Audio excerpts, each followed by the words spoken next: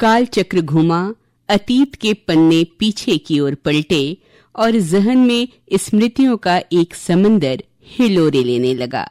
उम्र यही कोई 10-12 वर्ष की रही होगी।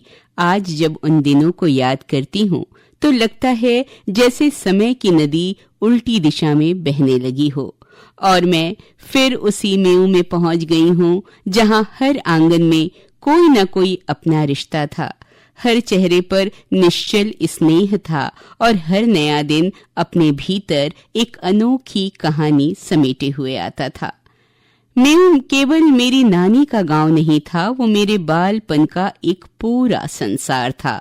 वहां के लोगों के बोलने का ढंग, उनकी हंसी, उनकी रोजमर्रा की आदतें और उनके घरों के विशाल आंगन सब मेरे मन की तख्ती पर आज भी उतने ही ताजा हैं।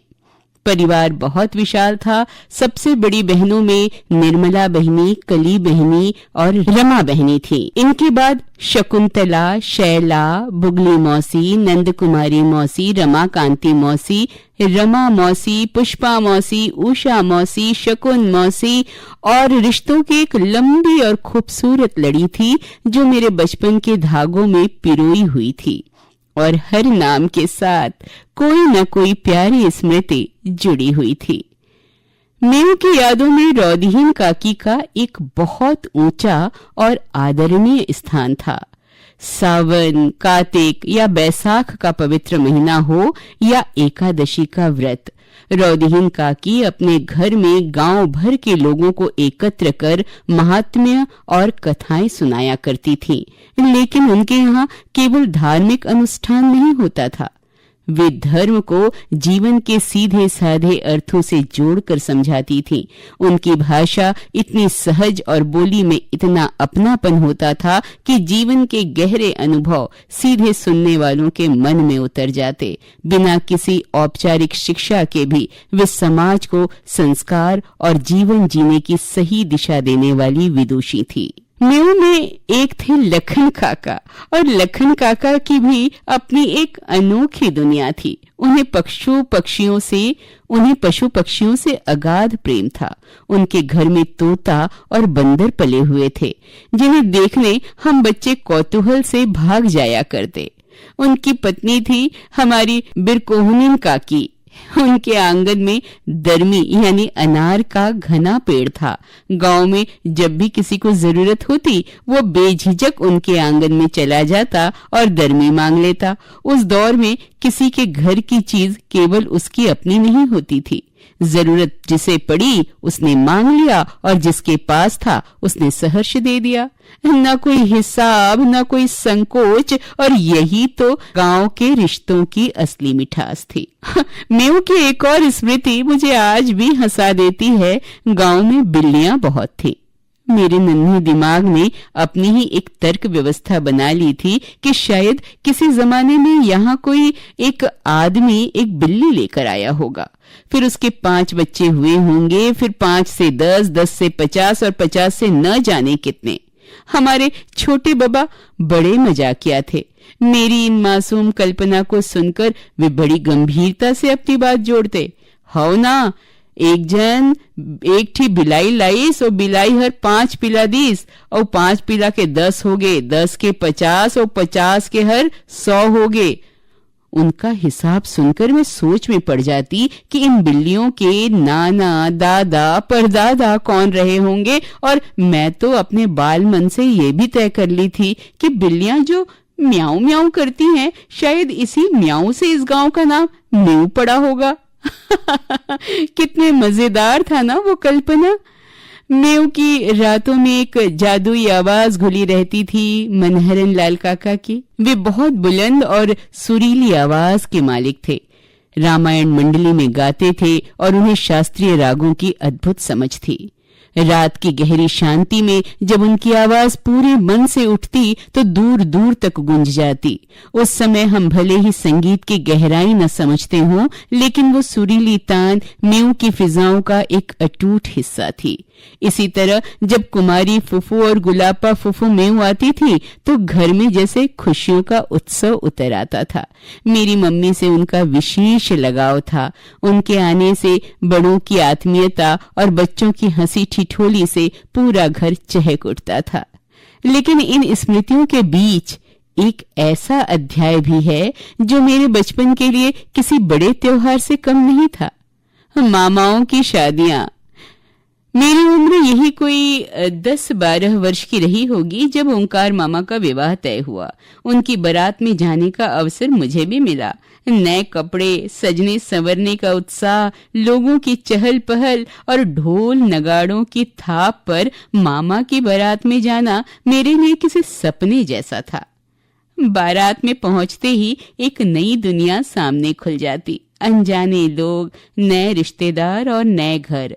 कोई प्यार से सिर पर हाथ फेर कर पूछता, अरे बिटिया कहाँ से आई हो, किस कक्षा में पढ़ती हो? और मैं बड़े गर्व से हर सवाल का जवाब देती। दुल्हन के कमरे में जाकर घूंघट में सिमटी, हाथों में मेहंदी और चूड़ियां सजाए, माथे पर बिंदी और पैरों पर महावर लगाए बैठी नई मामी को मैं टकटकी लगाए देखती रहती। मेरे लिए वो किसी परी कथा की राजकुमारी जैसी लगती थी और उस पूरे माहौल में मुझे लगता कि इस बारात की सबसे खास और लाडली मेहमान तो मैं ही हूँ। ओंकार मामा के विवाह के कुछ समय बाद देवनारायण मामा की शादी हुई। देवनारायण मामा मुझे बहुत स्नेह करते थे, इसलिए वे मुझे अपनी बारात में बड़े चाव से साथ में ले गए। इन दोनों में एक खास बात ये थी कि साथ में मेरे पापा भी थे। अनजान जगह और भीड़ के बीच पापा का साथ होना मेरे भीतर एक अनोखा भरोसा और सुरक्षा भर देता था। इन शादियों के उल्लास के बाद हमारे परिवार में एक ऐसी खुशी ने दस्तक दी जिसने पूरे परिवार को निहाल कर दिया। मेरे छोटे नाना के बड़े बेटे थे शरद मामा, जिन्हें हम सब प्यार से भास्कर मामा कहते हैं। उनके घर जब पुत्र रत्न की प्राप्ति हुई तो लगा जैसे पूरे परिवार में खुशियों का कोई बसंत आ गया हो। घर का पहला बेटा आशीष। उस दौर में खुशियां केवल एक मकान की 4 दीवारी तक सीमित नहीं रहती थी। एक घर में नन्हा बच्चा आता था तो उसकी झनकार पूरे रिश्तेदारों में गूंजती थी। इसी अपार खुशी में भास्कर मामा ने हमारे घर एक ऐसा उपहार भेजा जो आज भी मेरी यादों की तिजोरी में चमक रहा है। एक नई चमचमाती साइकिल, साथ ही मम्मी के लिए एक सुंदर सी साड़ी और हम सब बच्चों के लिए नए कपड़े। वो साइकिल हमारे लिए केवल एक लोहे का कोई ढांचा नहीं था, वो तो खुशियों की सवारी थी। उस साइकिल पर बड़े प्यार से हम बहनों के नाम लिखे गए थे। हैंडल पर सुजाता, सीट के पास संगीता और पीछे के पहिए के ऊपर रश्मि। आंखें बंद करती हूँ तो वो साइकिल आज भी सामने खड़ी दिखाई देती है। कौन पहले चलाएगा, किसकी बारी कितनी देर की होगी कि वो मासूम नोक-झोंक मन को भिगो ही देती है। मामा ने केवल सामान नहीं भेजा था, उन्होंने अपने घर की खुशी को हमारे घर तक प्रेषित कर दिया था। आशीष के जन्म के कुछ ही दिनों बाद बड़े नाना की एक चिट्ठी आई। यहाँ ये बताना जरूरी है कि बड़े नाना अक्सर मुझे पत्र लिखा करते थे। उस पत्र में गांव की खबरों के साथ नन्हे आशीष का भी जिक्र था। बड़े नाना ने लिखा था, तुम्हारा एक प्यारा सा भाई हुआ है, गोल मटोल, गोरा सा, और उसकी बड़ी बड़ी प्यारी आंखें हैं। उसके चेहरे का तेज देखकर लगता है कि एक दिन वो बहुत बड़ा आदमी बनेगा और बहुत हंसमुख रहेगा। मुझे तो वो बिल्कुल तुम्हारी तरह लगता है। एक छोटे से कागज के टुकड़े पर बड़े नाना ने जैसे उस नन्हे बालक का संपूर्ण भविष्य उकेर दिया था। आज इतने बरसों बाद जब मैं आशीष को देखती हूँ तो मन आश्चर्य से भर जाता है। बड़े नाना की वो बात अक्षरशः सत्य सिद्ध हुई है। आशीष का व्यक्तित्व आज भी उतना ही हंसमुख है। बिना किसी दिखावे के लोगों के काम आना, चुपचाप किसी की मदद कर देना और कभी उसका बखान न करना, ये गुण उसे सीधे दोनों नाना के संस्कारों से मिले हैं। समय ने मेरे लिए बड़ा आदमी होने की परिभाषा बदल दी। बड़ा आदमी वो नहीं जो किसी ऊंचे ओहदे पर बैठा हो। बड़ा आदमी तो वो है जिसके होने से दूसरों का जीवन थोड़ा आसान हो जाए, और आशीष सचमुच नाना के उस विश्वास को जी रहा है। समय बीत गया, कागज की वो चिट्ठी शायद कहीं खो गई होगी, उसके अक्षर धुंधले पड़ गए होंगे, वो नाम लिखी हुई साइकिल जाने कहाँ चली गई, कपड़े और मम्मी की वो साड़ी भी अब नहीं रही, लेकिन उन भौतिक वस्तुओं के साथ जुड़ी हुई जो निश्चल खुशियां थीं, वो आज भी मेरे मन में वैसी ही जीवंत हैं। मेयों की सबसे बड़ी संपत्ति उनकी गलियां या मकान नहीं थे, वहां के संवेदनशील लोग थे जिन्होंने हमारे बचपन को इतना प्यार दिया कि उम्र बीत जाने के बाद भी मन भीतर ही भीतर मुस्कुरा रहा है। ओंकार मामा और देवनारायण मामा की बारात, पापा का स्नेहिल हाथ, नई दुल्हनों का संकोच, रौदीहीन काकी के उपदेश, लखन काका का आंगन, बिल्लियों की वो मजाकिया कहानी, मनहरन काका का सुरीला गीत और आशीष के जन्म पर मिली वो नाम लिखी साइकिल, इन सब ने मिलकर मेरे बचपन का वो सुंदर कैनवास बनाया है जिसे समय की कोई धूल धुंधली नहीं कर सकती।